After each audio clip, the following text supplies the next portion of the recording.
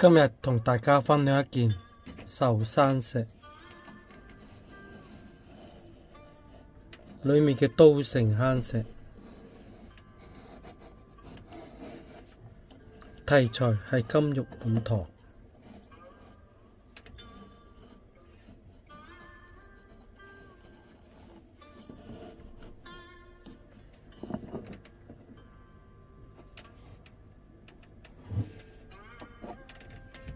主題係挑咗一個老人家啦，攞住個金頂啦，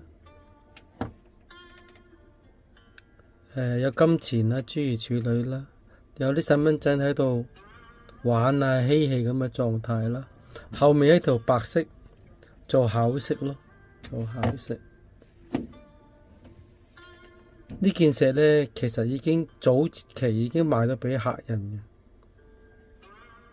但係咧，由於我想攞翻去，想揾件作品啊，攞翻去大陸咧去比賽，所以咧咁啱個客人又想褪翻件嘢出嚟，咁我同佢收翻呢件道靈坑石咯。